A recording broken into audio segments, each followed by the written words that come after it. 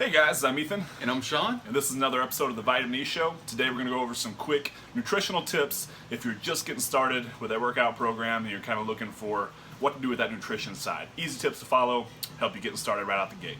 So enjoy, let us know what you think.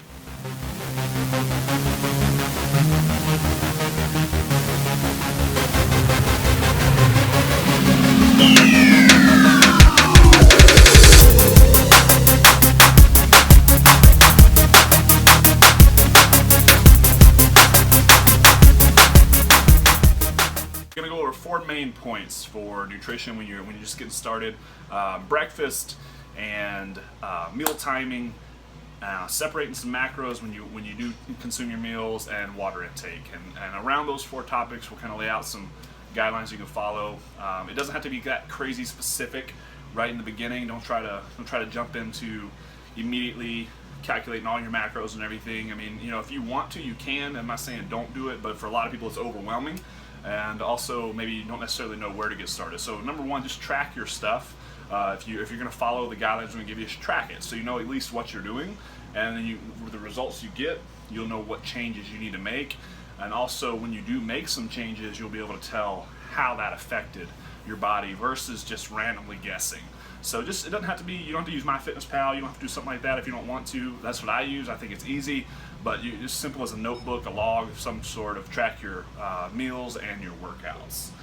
It's pretty straightforward there. So first thing we're talking about is breakfast. So some of the main things to know about breakfast, you only want to have fats and proteins. You want to avoid the carbs for breakfast altogether. I know that's kind of a big thing, a very common thing people do. Bowl of cereal, oatmeal, fruits, pancakes, waffles, all of that stuff. All of those normal breakfast foods, avoid those. So starting out, you want to have about 30 grams of protein, ideally around 30 minutes or so of waking up. So a couple of options that I like to do.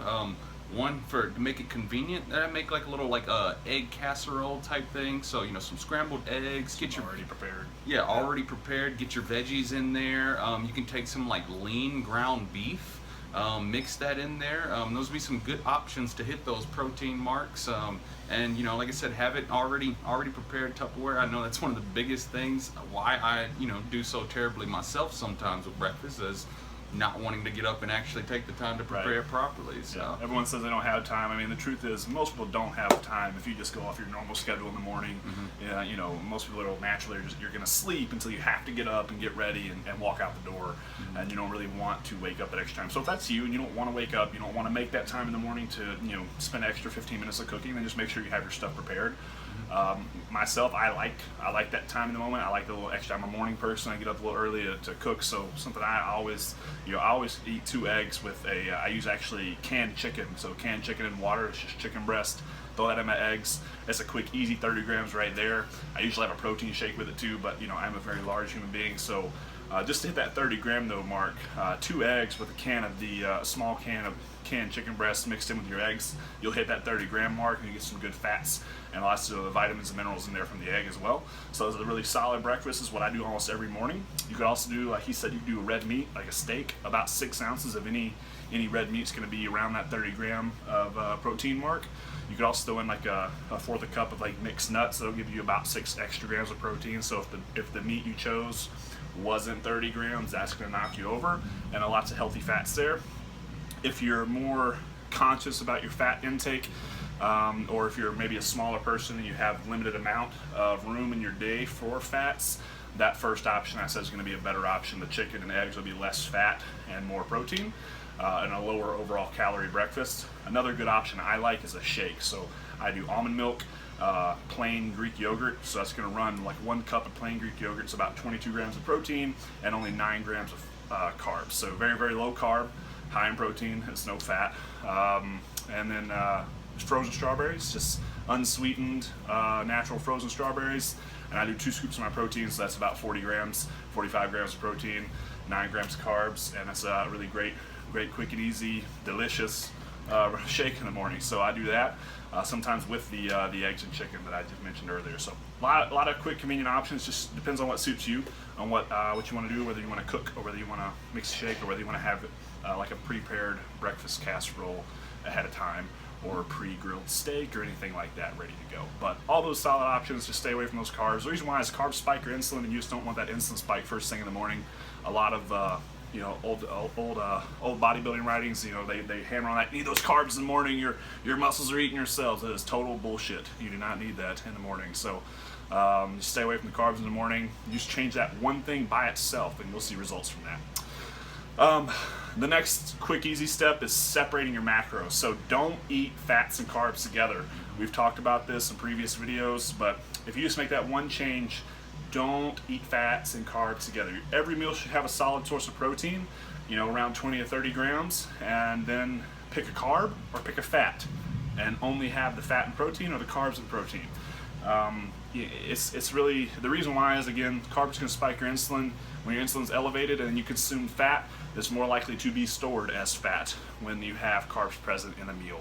So, just stay away from eating carbs and fats together. That's why foods like pizza and burgers are so fattening, because it's not that fats are the devil by themselves or carbs are the devil by themselves, but when they're mixed, that's when they start to get a little more less favorable for body composition. So just don't mix them.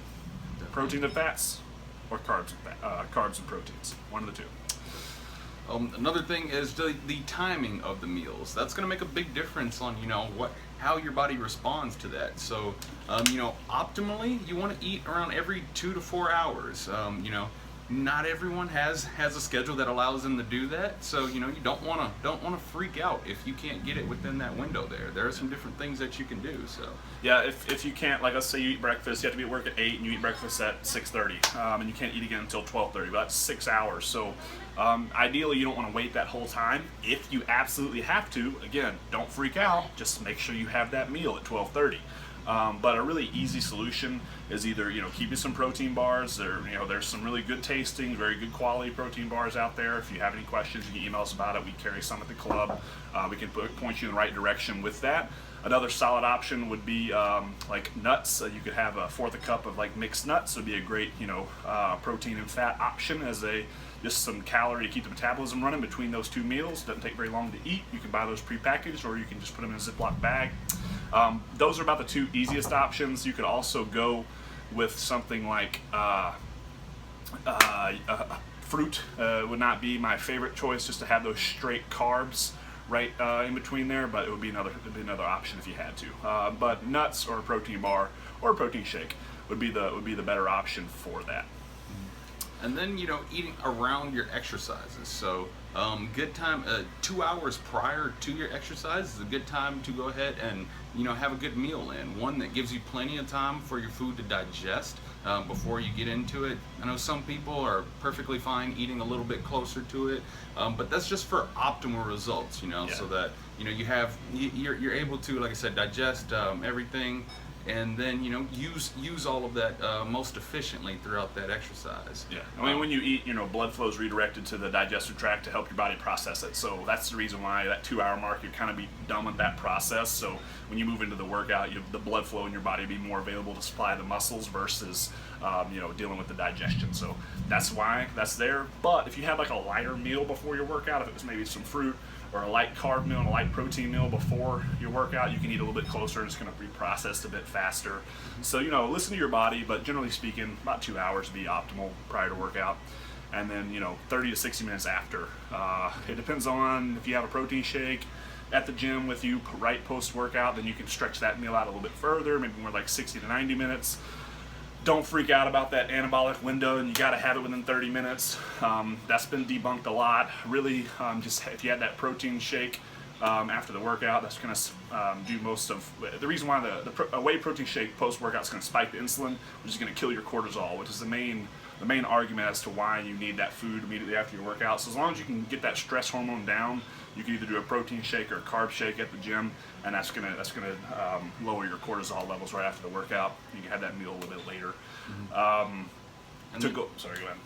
I was just going to say, and then if your majority of your carbs that you're going to have, it's going to be best to have after that meal, immediately after the workout there. Yeah. So around your workout's the best time to have the carbs. So like the prior to the workout, you would want like a slower digesting carb, so something like sweet potato, oatmeal, rice, any of those, quinoa. Those are all good slow digesting carbs. You could have that meal previous to the workout, and then post workout you'd want a more fast digesting carb. Again, you want to elevate the insulin, lower cortisol.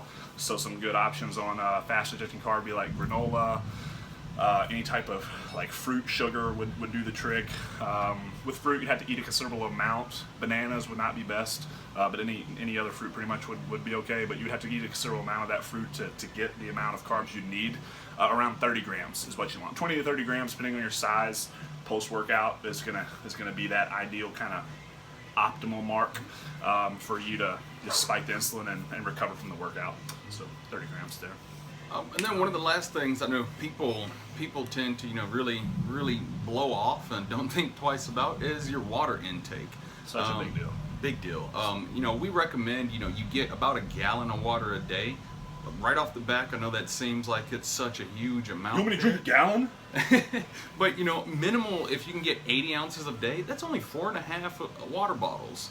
And everyone should be drinking that every day. Starting with, easiest time to drink some water is to have a bottle first thing in the morning when you wake up. First thing in the morning, last thing before bed. Quick glass of water, that's going to knock out some of it right there, and then you're going to naturally drink water during your workout, so that's going to help you drink more water, and then just sip on it throughout the day. You can just always have some water. Not saying you can't drink anything else, but you can just be sipping on it.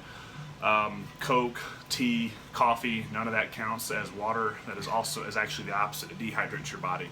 I drink a ton of coffee, so I'm not telling you not to drink any coffee. I'm just saying it does dehydrate you, so you need to drink more water if you're someone who drinks a lot of that. BCAAs, though, if you've seen some of our previous videos, and if you've bought some of the BCAAs we've recommended and you take those, that would count towards water intake. So if you have a BCAA shake during the day, you can count that in your total water every day. And some quick tips with that. I know us around the gym, we all have our gallon water bottles. Some easy things, mark some times on that jug so that, hey, by this time I need to be at this level here. Also, if not everyone wants to carry a jug of water around everywhere they go, if you just take a sip of water every single time you pass a water fountain or every time you have the opportunity, just sip on it. Yeah. I'm not asking you to, I hadn't had water today, so I need to go chug a bottle. It's not as beneficial if you drink it all at once versus spread out. Exactly. A shaker ball cup hold about 24 ounces of water. So if you don't want to carry around a jug of water, this will be a bit more water than a regular bottle. And you can just know that it's about 24 ounces, so that'd be about 3 of these, and that'd be kind of a minimal. Or sorry, yeah, about 3.5 of these would be about a minimal requirement there. If you want to get up to more closer to that gallon mark, gallon's 128 ounces, so that would be 5 bottles. Yeah, 5 bottles, 5 shaker ball cups. So whatever works best, whatever fits your schedule the best, but you need to find some type of solution to always have water on you. That's it, guys. It's really simple. Don't try to dive off the deep end and get too crazy with it right off the bat. Just change your breakfast. Don't eat carbs and fats together.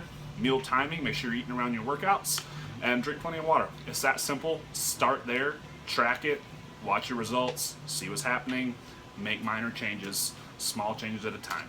And that's it for the day. You have anything to add? No. If you've got any questions as far as I know we talked about the slow digesting carbs and the fast ones. We've got nutrition guides here at the gym. We'll put a link there on our page, and that way throw the email up there. Yep. That way we can send it on over to you, or just come in and talk to us. We'll be glad to share it with you. Yeah, we don't charge for that, so just hit us up. We'll send it out, or come by and grab a copy. But that's it, guys. Thanks for your time. Thanks for watching. Hope you enjoyed, and we'll see you next week.